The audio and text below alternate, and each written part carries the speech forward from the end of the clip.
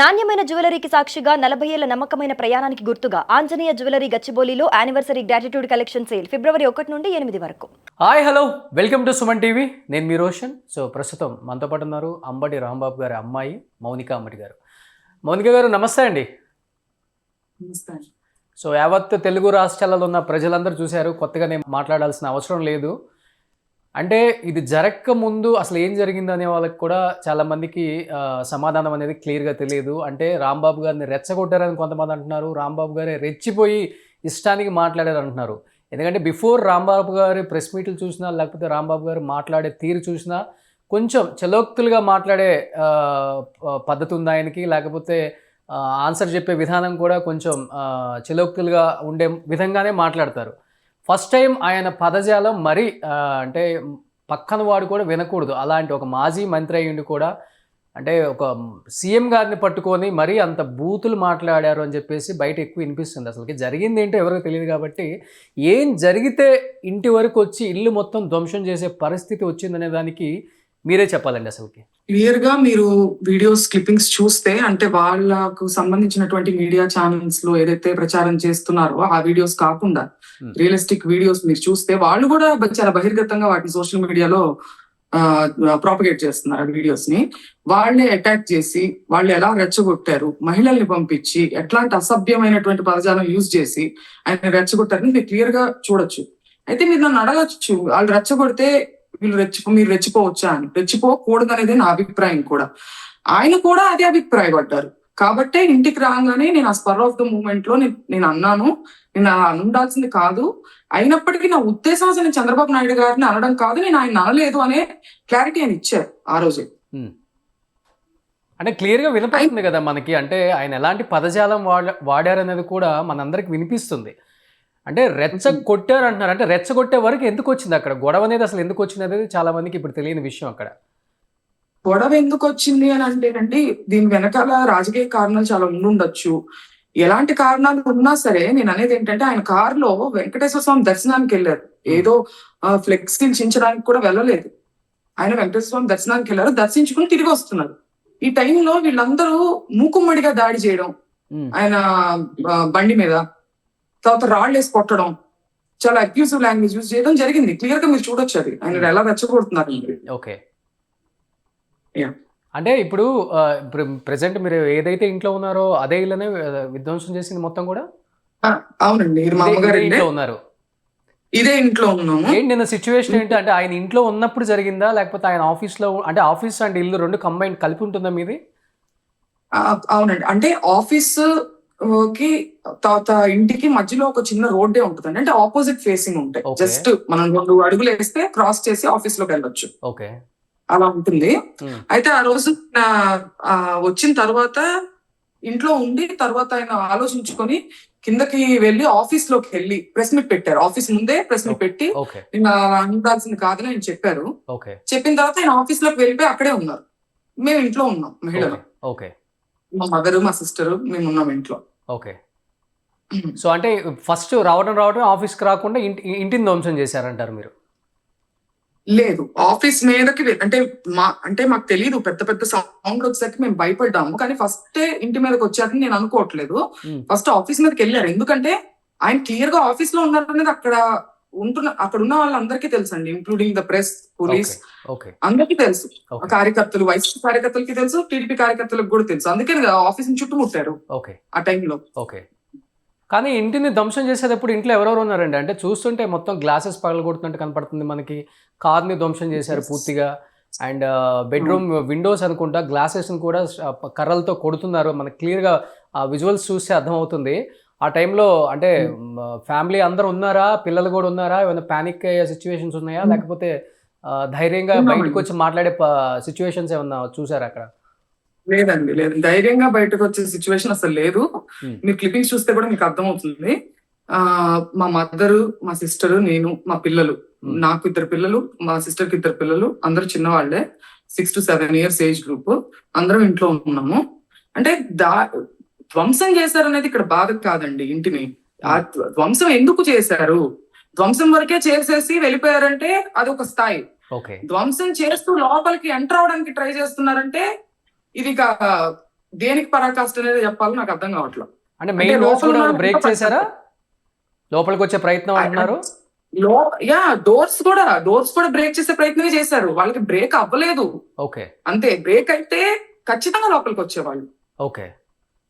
అంటే అనుకున్నారా, అంటే భయపెట్టాలని చేసింది అనిపించిందా, లేకపోతే అంటే వేరే ఉద్దేశపూర్వం అయితే ఏం ఉండదు, ఫ్యామిలీని అయితే ఎవరైతే ఏం టచ్ చేయరు, కార్యకర్తలు కావచ్చు, లేకపోతే ఆ టైంకి అంటే రాంబాబు గారు అన్న వ్యాఖ్యలకి ఆయన మీద ఏదో ప్రతీకారం తీర్చుకోవడానికి వచ్చినప్పుడు కూడా ఆయనతో ఏదైనా ఉంటే చూసుకుంటారు, కానీ ఫ్యామిలీని ఇలా టచ్ చేసి ఫ్యామిలీని ప్యానిక్ చేద్దామని, లేకపోతే ఫ్యామిలీని ఇబ్బంది పెడదామని ఎవరికైనా అనిపిస్తుందా అండి? అనిపించదు కదా మాక్సిమం.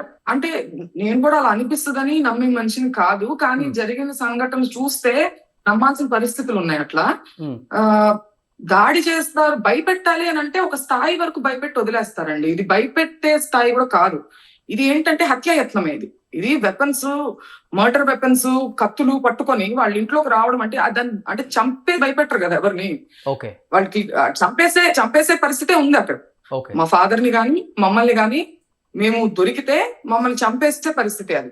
ఇంకా అక్కడ భయపెట్టేదే ఉంది, చంపే పరిస్థితి. ఇది హత్యాయత్నం, క్లియర్ గా హత్యాయత్నం అంతే. బట్ మౌనిక గారు ఎప్పుడన్నా మీ నాన్నగారికి చెప్పే ప్రయత్నం చేశారా? అంటే మీరు, అంటే మీ వాయిస్ వింటుంటే అర్థమవుతుంది, డెఫినెట్గా మీ నాన్నగారి తర్వాత రాజకీయాల్లోకి వస్తే ఎదుర్కొనే శక్తి ఉన్న అంత వాయిస్ లాగా వినపడుతుంది మీరు కూడా. అంటే మీడియా ముందు నేను ఇప్పుడే ప్రెస్ మీట్ చూశాను కాబట్టి ఒకసారి ఇంటరాక్ట్ అవుదామని మీకు కాల్ చేసి ఇమీడియట్గా నేను కూడా లైవ్లోకి రమ్మని చెప్పాను. ఇలాంటి పదజాలం అనేది ఎప్పటికీ మంచిది కాదు, ఎందుకంటే ప్రతి ఒక్క ఇంట్లో ఆడవాళ్ళు ఉన్నారు, ఆడపిల్లలు ఉన్నారు, మనవాళ్ళు మనవరాళ్ళు. అంటే ఈరోజు రాజకీయాలు ఎలా అయిపోయినాయి అంటే వాళ్ళని టార్గెట్ చేసుకోవడం కన్నా కూడా ఫ్యామిలీని ఎక్కువ టార్గెట్ చేసుకుంటున్నారు. అంటే వినకొన్ని పదజాలం అని చెప్పుకోవచ్చు కూడా. అంటే మీ నాన్నగారికి చెప్పే ప్రయత్నం ఎప్పుడు చేయలేదా మీరు కూడా? మనకెందుకు, ఎంతవరకు లిమిట్లో ఉండండి, మాట్లాడండి, వద్దు ఇంతకన్నా ఎక్కువ మాట్లాడొద్దు. అంటే ఆయనకి చెప్పే ప్రయత్నం చేయడానికి ఆయన ఎప్పుడు లిమిట్ దాటి మాట్లాడారని నాకు అనిపించలేదండి. అంటే అసభ్య పదజాలం ఎప్పుడు ఉపయోగించిన దాఖలాలు ఎప్పుడు లేవు, మీరు చూడొచ్చు. అంటే చాలా కఠినంగా, చాలా ఘాటుగా, లాజిక్ తో ఆయన విమర్శిస్తారు తప్పితే, ఒక వాగ్దాటితో విమర్శిస్తారు తప్పితే అసభ్యమైనటువంటి పదజాలం ఉపయోగించాల్సిన అవసరం లేదు. ఎందుకంటే ఆయన దగ్గర పాయింట్ ఉంటుంది. పాయింట్ ఉన్నప్పుడు అసభ్య పదజాలంతో పని ఉండదని నా నమ్మకం. సో పాయింట్ తోనే ఆయన సమాధానం చెప్తారు. కానీ మొన్న జరిగిన దురదృష్టం, ఆయన రెచ్చగొట్టారు. ఆయన ఏదైతే ఉపయోగించారో దాన్ని నేనేం సమర్థించట్లేదు, నేను సమర్థిస్తానా లేదా అనేంత వరకు అక్కర్లేదు. ఆయనే సమర్థించుకోవట్లేదు, నేనే గిల్టీ ఫీల్ అవుతున్నాను, నేను అలా ఉండాల్సింది కాదు అని ఆయనే చెప్పారు. సో అసలు ఒకళ్ళ చేత చెప్పించుకునే పరిస్థితి ఉండదు, ఆయన కరెక్ట్ గానే ఉంటారని నా అభిప్రాయం. ఓకే. జగన్ గారు కాల్ చేసి మాట్లాడటం ఏమైనా జరిగిందా ఇంత విధ్వంసం జరిగిన తర్వాత? ఎందుకంటే ప్రతి ఒక్కళ్ళు వచ్చి వెళ్ళారు, కానీ జగన్ గారు మిమ్మల్ని పరామర్శించడం కానీ, ఇంటికి రావటం కానీ? జగన్ గారు అప్పుడే నాన్నగారితో ఫోన్ లో కనెక్ట్ అయ్యారండి, మాట్లాడారు. ఆ తర్వాత సజ్జల గారు నిన్న వచ్చి మమ్మల్ని కలిశారు, అన్ని తెలుసుకున్నారు. జగన్ గారు ధైర్యం చెప్పారని కూడా మాకు చెప్పారు, త్వరలో కలుస్తానని కూడా చెప్పారండి. ఓకే. సో అంటే ఇప్పుడు ఆ అమ్మగారి సిచ్యువేషన్ ఏంటంటే, అంటే ఆల్మోస్ట్ అన్ని గ్లాసులు బ్రేక్ చేశారు కాబట్టి చెప్పలేము, ఆ ఫోర్స్ మీద వచ్చి ఎవరికైనా తగిలినా కానీ బ్లీడింగ్ అయ్యే సిచ్యువేషన్స్ క్లియర్గా కనపడుతున్నాయి అక్కడ. ఇంట్లో ఎవరికైనా దెబ్బలు తగలటం కానీ, పిల్లలు ప్యానిక్ అవ్వటం కానీ, పిల్లల సిచ్యువేషన్ ఏంటి అసలు ఆ టైంలో ఆ సౌండ్స్కి? పిల్లలు దడుచుకుపోయారండి, భయభ్రాంతులు. అంటే ఎక్కడ చూసినా గ్లాసులు బ్రేక్ అయిపోతున్నాయి, పెద్ద పెద్ద సౌండ్లు, శబ్దాలు. మమ్మీకి కూడా ఏంటంటే బీపీ హైలో అవ్వడం, ఫ్లక్చువేషన్స్. అంటే ఏదో అయిపోతుంది అనే భయం ఎక్కువగా ఉంటుంది కదా మన ఇంటి మీదకి వచ్చినప్పుడు. అవును. సో అట్లా మెంటల్ గా చాలా స్ట్రెస్ అండ్ ట్రామాకి గురయ్యామండి అందరం. ఓకే. సో ఎన్ని కార్ల వరకు విధ్వంసం అయ్యాయండి? అంటే కియా ఒకటి కనిపిస్తుంది కార్నివాల్ మాకు అక్కడ, అది కాకుండా ఇంకా ఆఫీస్ వైపు కానీ, తర్వాత చూసిన మా కార్లే కాదండి, కావడానికి వచ్చిన వాళ్ళు కానీ, సపోర్ట్ గా వచ్చిన వాళ్ళే కానీ అందరినీ కూడా పగలగొట్టేశారు. మౌనిక గారు ఏంటి ప్రస్తుతం ఇంటి దగ్గర పరిస్థితి ఏంటి? మీకు అక్కడ ఏదన్నా సెక్యూరిటీ అవైలబిలిటీ ఉందా లేదా, లేకపోతే ఇప్పటికీ అక్కడ భయపడుతూ ఉండాల్సి వచ్చిందా? అదే ఇంట్లోనే ఎందుకు ఉండాల్సి వచ్చింది? ఎందుకంటే అంత డ్యామేజ్ అయిన ఇంట్లోనే ఎందుకు ఉండాల్సి వచ్చింది అసలు మీరు? ఇంకా లేదండి, యాక్చువల్ గా మేము ఇంట్లో లేము, ఇప్పుడే రావడం జరిగింది. ఓకే. సో మేము ఏమో డిస్ట్రక్షన్ అయిపోయింది. సో ప్రెసెంట్ జస్ట్ వచ్చాము. ఓకే. ఇక్కడ స్టిల్ అంటే ఎందుకంటే పోలీసు తర్వాత లా అండ్ ఆర్డర్ సరిగ్గా లేదు అనేది మనకి చాలా క్లారిటీగా అర్థమైన తర్వాత డెఫినెట్ గా భయం వేస్తుంది కదా. డెఫినెట్ గా, ఎందుకంటే మనకి ఏదైనా కాల్ చేసి పోలీస్ కి వీళ్ళకే కదా మన కంప్లైంట్, వాళ్ళకి వాళ్ళే వాళ్ళ సైడ్ తీసుకుని వాళ్ళని ప్రొటెక్ట్ చేస్తూ మన మీదకి అటాక్ చేస్తున్నారంటే మనకి ఇంకా ఎవరు కంప్లైంట్ చేయగలుగుతారు?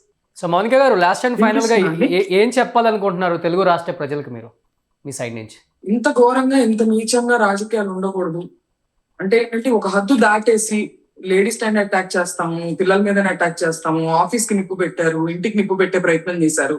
ఇంటి పక్కన ఉన్న వాళ్ళు రాజకీయ ఫ్యామిలీస్ కి సంబంధించిన వాళ్ళు కాదు, వాళ్ళు కామన్ పీపుల్, వేరు వేరు వృత్తుల్లో ఉన్న వాళ్ళు, వాళ్ళకి కూడా అంటుకుంటాయి కదా.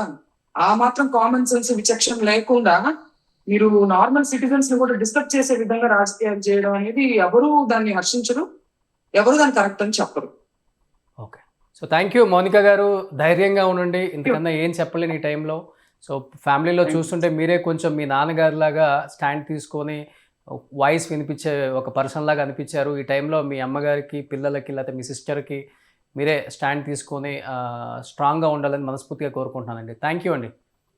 థ్యాంక్ యూ అండి. సుమన్ టీవీలో మీ పర్సనల్ అండ్ బిజినెస్ ప్రమోషన్స్ కోసం కింది నెంబర్కి కాంటాక్ట్ చేయండి.